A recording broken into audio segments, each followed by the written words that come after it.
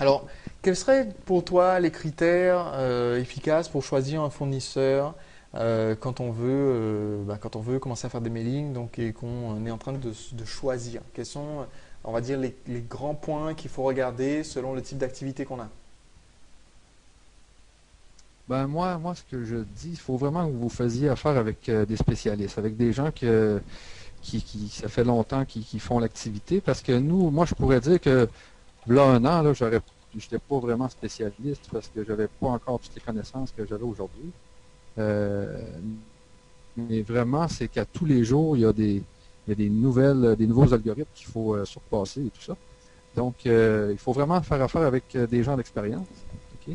D'accord? Euh, Puis, comme Aweber, c'est des gens d'expérience. Ça, je pense, ça fait 10 ans qu'ils sont là. Mais même moi, j'ai des clients qui sont chez Aweber et qui ne passent pas bien chez Free. Ça fait que, parce qu'Aweber, c'est une grande boîte, OK? Oui. L'avantage à faire affaire avec une boîte comme Prométhée, c'est que nous, on fait affaire directement avec le client.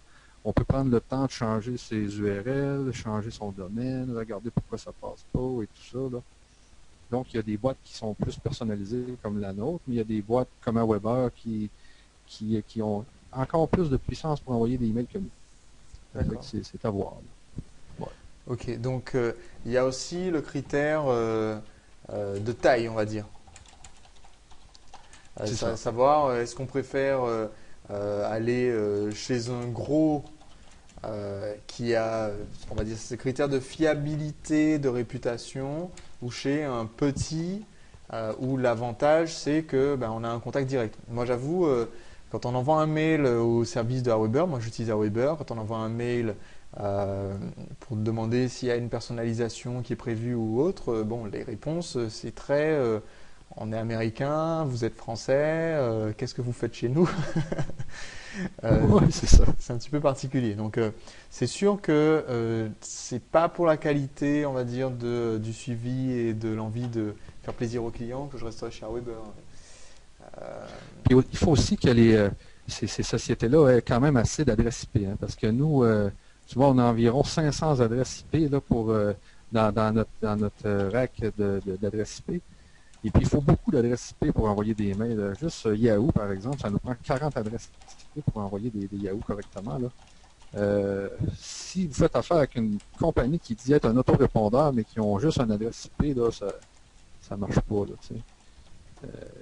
Il faut vraiment que vous faites affaire avec des gens qui sont capables d'envoyer beaucoup de mails. d'accord.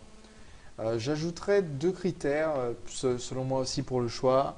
Un premier qui va être la barrière de la langue, c'est-à-dire que Aweber, c'est pas quelque chose qui soit difficile à prendre en main. J'ai aussi testé quelques autres services américains comme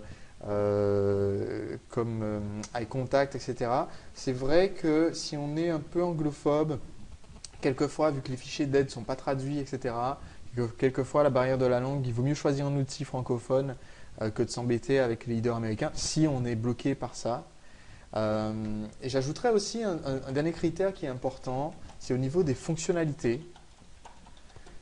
On va parler dans un instant, par exemple, de personnalisation des mails. Michel, tu me diras ce que tu penses, toi, être le minimum absolu, on va dire, à exiger d'un service comme ça. Mais pour moi, je pense que dans le minimum absolu, il faut que ça soit facile de créer un formulaire. On va dire, je prends les choses dans l'ordre. Tu me diras ce que toi tu rajouterais aussi comme fonctionnalité essentielle pour toi. Moi, je pense qu'il faut que ça soit facile de faire un formulaire pour mettre sur son site. Il faut qu'on puisse récupérer les données qu'on souhaite récupérer. Donc, euh, notamment, il va y avoir des données essentielles. Moi, je récupère toujours prénom, email. On va en parler dans un OK. instant, mais je pense que c'est aussi intéressant quelquefois de récupérer nom complet. Par exemple, je le fais pour mes programmes de partenariat, je récupère toutes les données, quoi, nom complet, adresse, téléphone. Pas qu'on puisse l'exploiter depuis le logiciel d'autorépondeur, on est d'accord, hein, c'est pas dans votre interface comme ça d'autorépondeur que vous allez pouvoir dire je veux qu'après le troisième jour il reçoive un coup de fil. Ça, c'est pas encore prévu. Mais voilà, qu'on puisse récupérer les données complètes, quelquefois des données personnalisées. Et puis une fonctionnalité de personnalisation. des messages. Ouais. Ouais. Ben, nous, avec notre système, on a deux banques dans le fond. On a la banque des prospects. Puis dans les prospects, nous, on peut récupérer les pseudos, le nom, le prénom, l'URL, la date de naissance. Qu'est-ce qu'on a d'autre aussi? Nom, prénom, date de naissance, la date d'inscription. OK? Mhm. Et puis, dans notre banque de membres, ça fait que nous, les prospects, habituellement, on essaie de les transformer en membres. OK? Donc, là, dans la banque de membres, là, on a vraiment le numéro de téléphone, l'adresse, le nom de la compagnie, parce que si on a des chèques à faire ou faire des paiements et tout ça, il nous faut le nom de la compagnie, nom, prénom, date de naissance. Et puis, nous, dans notre système, les gens peuvent aussi ajouter des données qu'ils veulent prendre sur leurs membres, des données supplémentaires, comme par exemple la grandeur ou le sexe, ou etc. D'accord. Donc, l'important, c'est d'en prendre le plus possible hein, pour avoir avoir un bon client, là, c'est d'avoir le plus d'informations possible sur lui. Ok. Avec la date de naissance, vous vous en servez dans votre base prospect quand vous récupérez la date de naissance? Oui, il y a quelques-uns de mes clients qui prennent la date de naissance parce que il y a beaucoup des sites là, de poker ou d'affaires de même là, il faut que les gens aient 18 ans et plus. Donc, la date de naissance, c'est assez important. Ah, d'accord. Ok.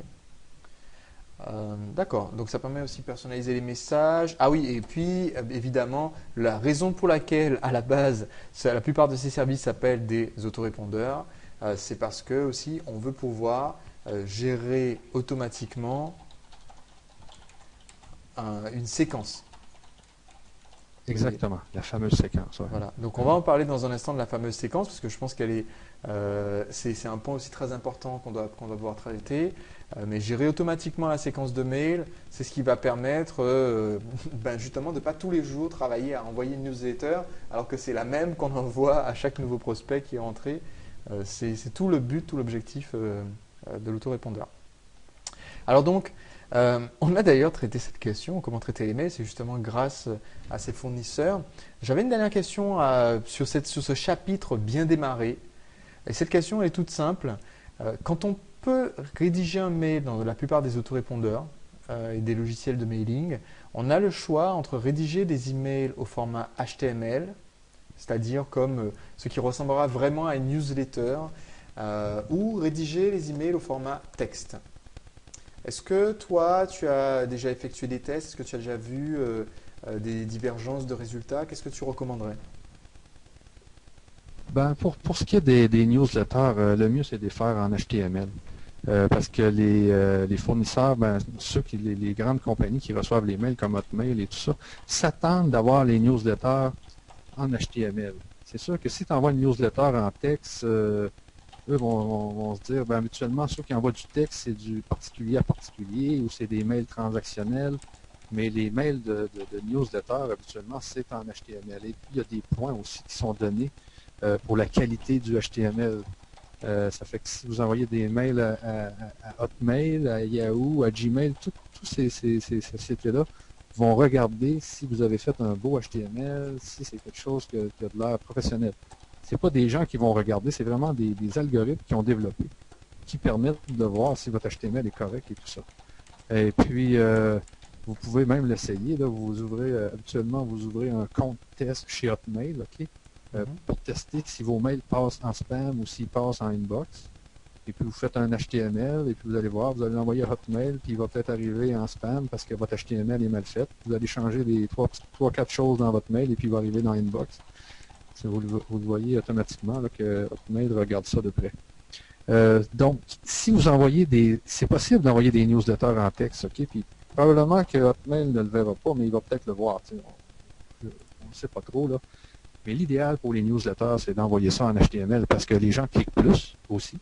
Et puis, on peut savoir combien il y a de gens qui ont lu la newsletter et puis on peut savoir combien il y a de gens qui ont cliqué. Ça, en texte, c'est impossible de savoir ça. Donc, moi, je suis un fervent là, du mail HTML pour les newsletters. Le transactionnel, c'est-à-dire les mails, voici votre facture, etc. Là, ces mails-là doivent la plupart du temps être en texte, mais vous pouvez aussi les mettre en HTML. Sans problème. Voilà. Ok, d'accord. Alors, je suis en train de prendre des notes par rapport à tout ce que tu viens d'expliquer. Voilà, ma recommandation aussi, c'est effectivement, quand on est en train de faire du marketing, notre but c'est d'optimiser notre processus de vente. Donc pour moi, il va de soi que plus on a de données, plus on connaît les résultats réels de notre marketing, mieux c'est. Et pour que ces résultats, pour qu'on puisse les mesurer, il faut qu'on sache combien de personnes ouvrent nos emails, combien de personnes cliquent sur les liens. Et ça, c'est possible uniquement avec le HTML. Alors attention, on peut savoir combien de personnes ont cliqué sur le lien en général avec des liens texte, parce qu'on peut faire des liens de tracking. Mais c'est impossible de savoir pour un mail texte combien de personnes l'ont ouvert. Et pour expliquer très brièvement, tu me diras si ça a peut-être changé, mais très brièvement, la façon dont vous pouvez connaître le nombre de personnes qui ont ouvert votre mail en HTML, c'est tout simplement que quand on envoie un mail en HTML, le logiciel va insérer une image de 1 pixel, une toute petite image transparente à la fin de votre mail. Et comme c'est un mail en HTML, c'est un mail où on peut mettre du gras, italique, souligné, etc. On peut mettre des images. Donc le logiciel de mail va insérer une petite image discrète, invisible pour le lecteur, mais qui, quand quelqu'un ouvre le mail, s'affiche et donc le logiciel sait que, tiens, cette personne a ouvert le mail. C'est comme ça qu'on sait le pourcentage de lecture. Donc ce que moi je recommande, Ouais. c'est… Oui. Oui, ben c'est bien ça. C'est justement, on met une image qui est un pixel, mais ce n'est plus. C'est encore recommandé de mettre un pixel, mais il y a certains grandes boîtes là, qui demandent à ce qu'on ne mette pas des pixels, juste une image qui affiche un pixel. Là. Il y a certaines boîtes là, qui demandent à ce que quand on envoie un mail HTML, qu'il y ait vraiment plus qu'une image dans l'email. C'est pour que vraiment l'email soit design. Parce qu'envoyer juste un pixel, il y a certaines boîtes là, comme des grosses boîtes, même comme Hotmail, là, qui t'enlèvent des points quand tu envoies juste un pixel parce qu'ils disent qu'ils essaient de cacher quelque chose. C'est bon des fois de compter les mails lus avec une vraie image. D'accord. Ok. C'est important que le mail soit graphique et que les gens aient envie de voir les images. Ça, c'est une grande importance parce que vous allez avoir une meilleure vue des gens qui lisent votre mail. Parce que les gens, souvent, là, dans les webmails, dans Outlook, etc., là, quand vous recevez un mail où les images ne sont pas affichées, puis vous devez autoriser l'affichage des images. Ouais. Fait que si vous voulez que les gens autorisent l'affichage des images, vous devez mettre du graphique dans votre email pour que les gens aient envie de voir les images. D'accord. Donc pour pousser les gens à cliquer, à activer l'affichage des images dans leur mail. Ouais. Moi, ce que je recommande d'ailleurs dans la formation, c'est carrément quand on communique avec le prospect, de faire en sorte que la communication ait l'air d'être la plus personnelle et directe possible. Alors, comme disait à l'instant Michel, la communication entre particuliers se fait en général en mail texte, c'est-à-dire que vous envoyez un email à quelqu'un de votre famille, à un ami ou à un collègue. En général, vous n'allez pas rajouter tout un en-tête avec des belles images et puis un pied de page designé avec un tableau pour que ça fasse joli. Vous allez taper le mail et l'envoyer. Donc, si on veut que notre prospect reçoive ce mail et que ça lui semble être un mail aussi personnel que possible, ce qu'on va faire, c'est tout simplement envoyer un mail au format HTML, mais l'écrire en texte.